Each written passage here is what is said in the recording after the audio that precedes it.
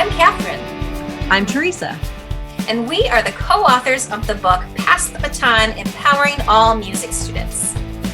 Our goal is to share stories of educators who are passing the baton and empowering their music students. We want to help teachers create music lessons that transform students from passive consumers to vibrant creatives. This is part 2 of a 2-part series on crafting student-centered lessons with Jesse Rathgeber. Let's jump back in and talk more in depth on how to shift instruction to a more student-centered approach. If you missed the last episode, you may want to go back first and listen. And something else that you said was your musicals and how the kids were like completely starting to take everything over. How did you change that? The way you used to do it, and then how you got them to start to take over. What's the difference there? Yeah, so I it all started kind of at my first gig at D-Land Weldon. I inherited a different kind of program, and the program usually did I think it was K through 5, maybe K through middle school, Christmas program. And it specifically needed to be Christmas. So the first year I did like this packaged Nutcracker, right? That has like words for all the Nutcracker songs. And the next year we did Carnival the Animals because I finally got them to allow me to not just do a religious-based one. I felt really uncomfortable just doing one religious thing, and so like the year after I did, the week after I did the Nutcracker thing, I did like a whole celebration of lights unit in classes to explore other things. But I did Carnival the Animals, and so and Carnival the Animals was interesting because it was the first time that I started going like, well, instead of using any kind of prepackaged moves, what if we created the moves together? And I only had one class per grade at that school district. So I mean, there was 256 kids, K-12, that school, so school district, and so like we created some things together. When I moved to Country Meadows, the elementary school, I was also kind of given, you need to do 2 big concerts. I ended up doing 3 a year, plus like a book fair night kind of thing, only because the students ended up liking it and wanting to do it. I stopped. When I made that decision that I was going to be like our band, I really then went like, should we do a concert with the kids? And they often were like, yes. When I got there, I did Carnival the Animals again, because I thought I'm just going to stick with something that is fairly safe.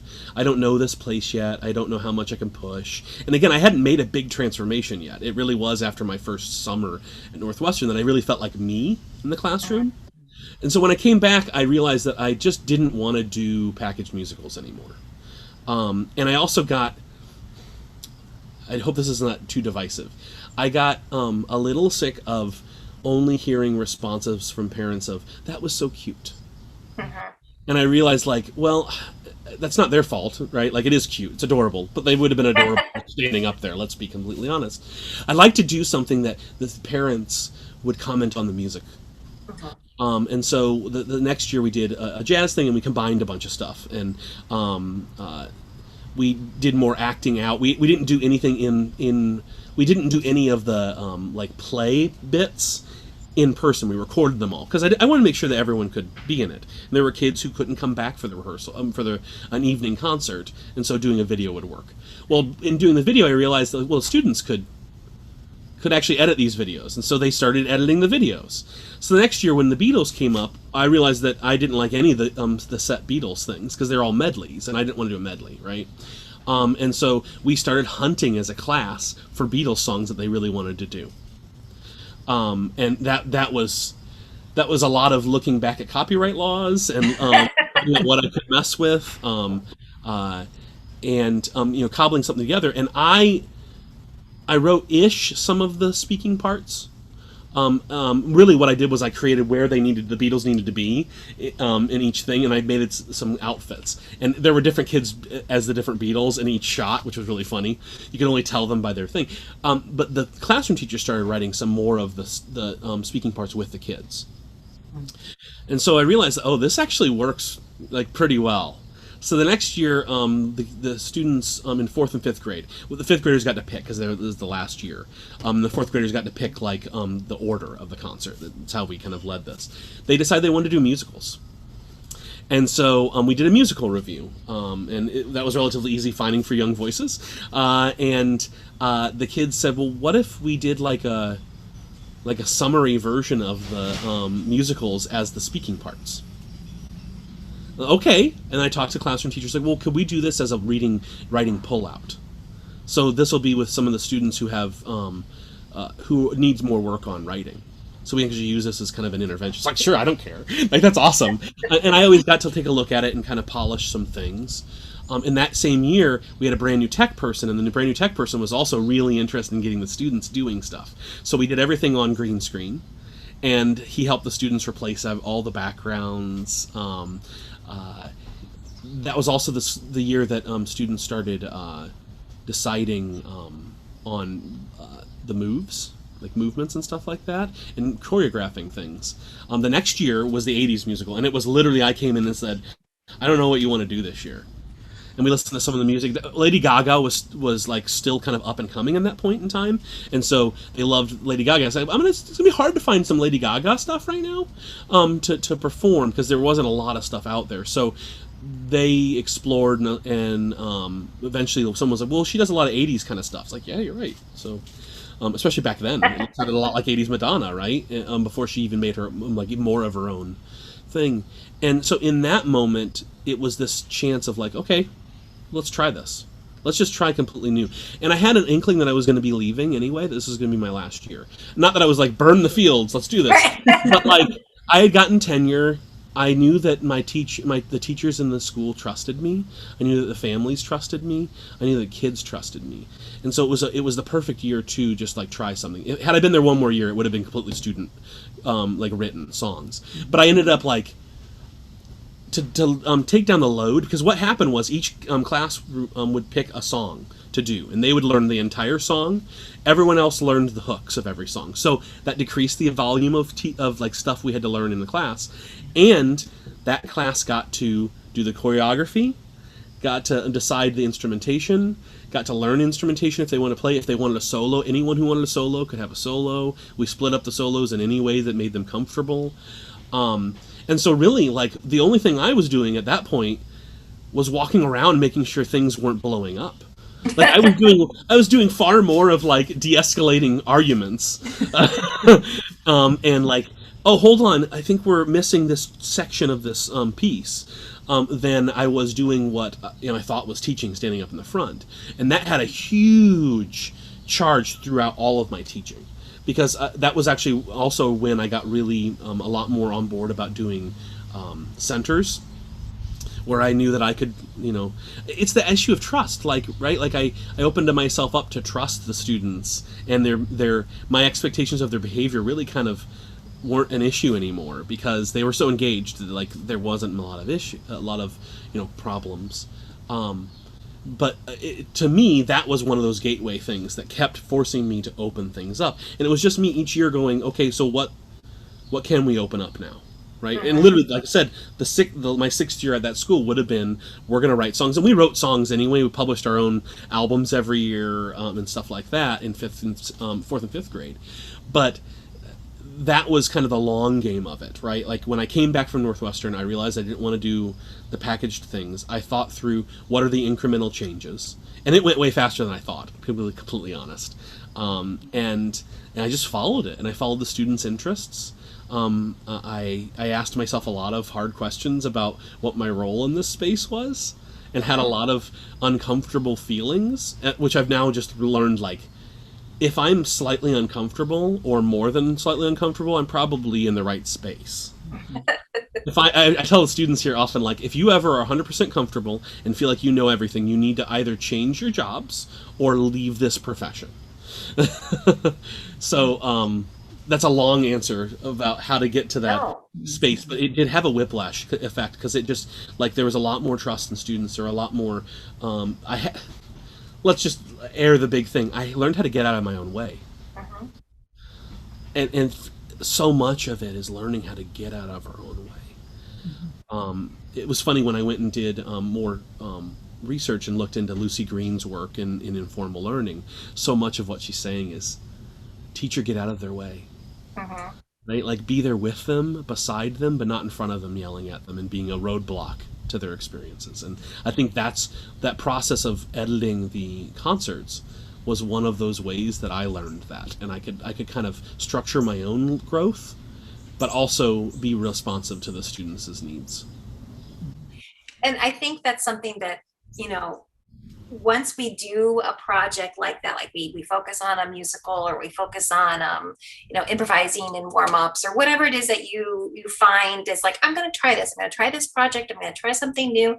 Then I think it's kind of what you said, that it helps open up everything else to be like, okay, but in this lesson for today, this one little thing that's not, and it's every day, how can I open up my teaching, right? And like, I've done Genius Hour, and it was like, I'm not really sure why I'm doing this, and then I'm like, and then you have those experiences, and you're like, okay, I can add that choice in tomorrow's lesson.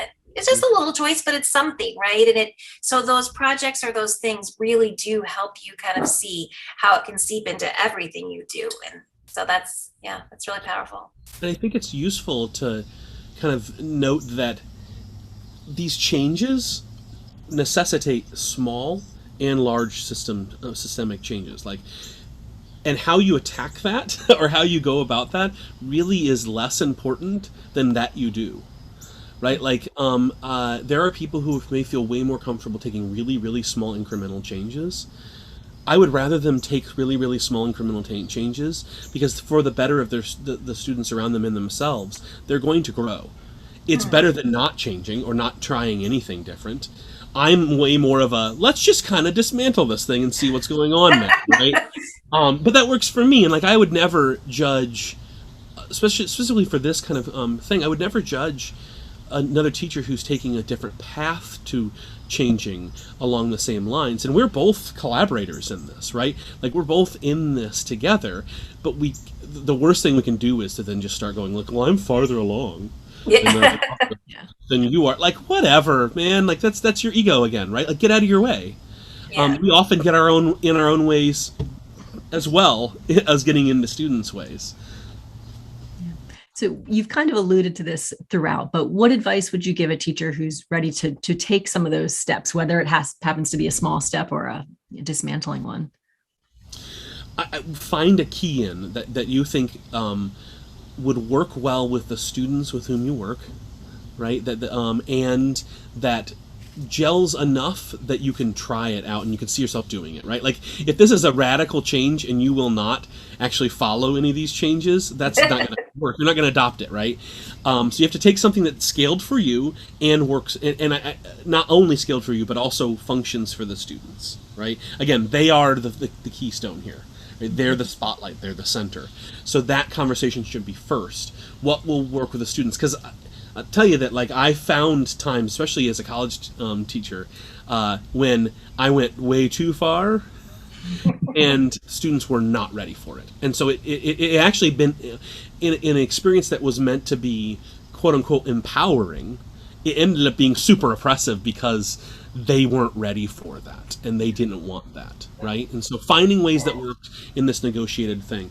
I honestly think some of those things, one of the easiest things to grow into your teaching, and I don't think it causes a lot of us hard times, is just asking questions and learning to ask generative questions, right? So, like, learning to ask questions that don't have obvious answers, right? I remember when I went to ASU, my professor Evan Tobias suggested me read this an article by Baxter and Alsop about better questions equals better discussion, or something like that, and it blew my mind. I still actually use chunks of that, along with Kara Bernard and Joe Abramo released a book on teacher evaluation that has a whole chapter on questions. But, like, just insert some questions. That would be an easy start, because inserting some questions and actually not having a predetermined answer, like, that's the thing. I've heard someone go, use questions, but guide them towards the answer that you want. That's not the same. That's pretending. That's performative student-led experiences, right?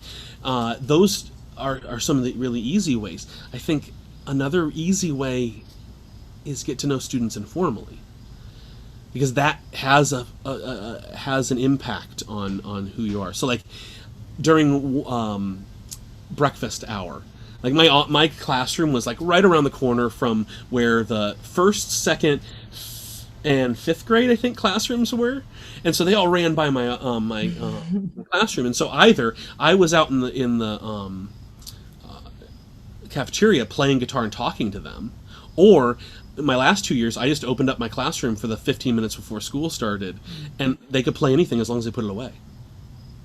And man, did I get to know students that way, because they came in to play, and then they also came in to talk, and then they came in to share music, and then I started using that music in the classroom.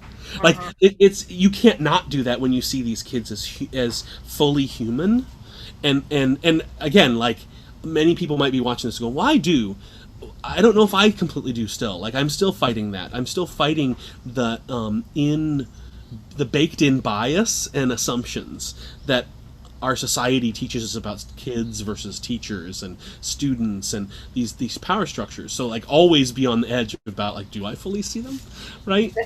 Like it's one of those things. If you ever feel comfortable about that, you're probably not doing it anymore. I think another way would be looking at teachers in the building that are doing it. There was this wonderful teacher. I'll just name check her name is Bonnie Luze. And she was a fourth grade teacher, I think, from all of the time that I was there. And Bonnie had this way of talking to students and asking them things that just was magical. And so I observed her whenever I could. And I saw her doing little projects. And I saw her doing projects with another teacher named Dawn Niedermeyer. And I saw like these kind of things that they were doing, and I started seeing how all the teachers were collaborating and how they were having conversations, not in the teacher lunchroom, right? But actually, like they were having these deep conversations about students at their desks, exploring new ways, and I just went, "That's awesome!" Or I would then like we had lots of PLCs, so and so I would find ways to go into other PLCs if I could and ask questions, and also always to say, "How can I serve you too?" Right? Like, and that offer of "How can I serve you" did not equate to can I teach a song about the concept you're doing in class? That was not actually, that wasn't really on the table, right? Like because I would the same way I would never ask them to like adapt, completely modify things to just be about, Would you do all of your discussion about the 1920s, and I want you to only talk about like 1920s, 30s, and 40s. Talk about Charlie Parker. That's it. Yeah. Like that would be a weird conversation. But observing these teachers just blew my mind. And also, this is the same track. I often hear teachers go, well, a lot of trainings and a lot of discussions, after-school discussions and things that we're required to do, they're not for music teachers. And I will say there are some. There are some that don't feel like they're for us. But I would say a lot of times that was me standing in the way of it being for me. I remember when I started really listening to literacy discussions, it changed how I taught composition. When I started listening a lot more about bilingual education, I learned a lot more about how language worked, and I learned a lot more about metaphors and how metaphors could hide the understanding that I was trying to foster. So observing and buying in, or at least being vulnerable, being open to other ideas that may not seem musical, those things to me are easy ways of going down this path. Because in a lot of respect, a lot of innovations around education for the past, let's just say 100 years, has been around giving students more agency and power in schools. I mean, if you look back at John Dewey's lab school, the kids were doing custodial tasks as well as preparing food, and it wasn't just to work them. It was about learning these things, and they were creating new stuff. They had a voice. They were part of this community. Well, he was suggesting that stuff in the late 1800s, early 1900s. A lot of the innovations that come around have lots of echoes of him. And now we have these these profound voices in issues of diversity and inclusion, right? Like you've got voices about anti-racism that the voice there is about giving voice and choice and idea to all students, and recognizing also the biases in teachers. Like, that stuff is replicated in different fields, all talking around the same idea of, hey, teachers, get out of your own way and get out of the student's way, and find ways to make schools, in whatever discipline you're in, empowering spaces of self and social actualization. So great. I know. It's so nice to talk to you. Oh, thanks. Yeah, thank you so much for joining us. If people wanted to connect with you, or how would they? Yeah, so I'm on Twitter and on Facebook. And also Instagram. If you just look up under my name, Jesse Rathgeber, and I'll spell it in a second. Those are easy ways. I'm more responsive on Twitter. If you have questions, and if you do have questions on Twitter, just know that you may become part of the community that's answering questions around assessment come fall, when the students start asking questions. You can also email me at my school email, which is jesserathgeber@augustana.edu. So it's JESSERATHGEBER at AUGUSTANA.edu. When spelling that word out, I consistently blank. And I don't know why. Make sure to put it in the description as well. Thank you. I appreciate it. You can also look up my I have a website with just myname.com. Well, like jesserathgeber.com. myname.com, I'm sure, is something else. And I'd suggest that you check out some of the things that have been going on some different kind of social media groups that I'm involved with. So the JMU Center for Inclusive Music Engagement has a website as well as a Facebook group. JMUC has a Facebook group as well, that to look at how we used ukuleles in the community to create bonding experiences. And you can also see Augie Play is our new group here at Augustana. And also you can look at Augie Mued, or I think it's maybe Augie Mused, or if you search Augustana Music Ed on Facebook, you'll find it. It's brand new. So those are all different avenues to get a hold of me or connect with me or to see what's going on. And I do encourage everyone to reach out. If I said something that resonates with you, please share. If I said something that you disagree with, please share. If you want to get in a Twitter battle, I guess we can make that happen. I'd rather not. I'm not a fan of that kind of social media life, but I'd be happy to engage in any way possible and serve our field any way possible. Awesome. Well, thank you so much. We really appreciate your time. Thank you. This is part 2 of a 2-part series on crafting student-centered lessons with Jesse Rathgeber. If you haven't had a chance to view part 1, you will definitely want to go back and listen. Thanks for joining us. Make sure you subscribe below. And follow us on social media. I'm at Musical Theresa. I'm Singing Finch 1. And you can follow the hashtag PassTheBatonBook.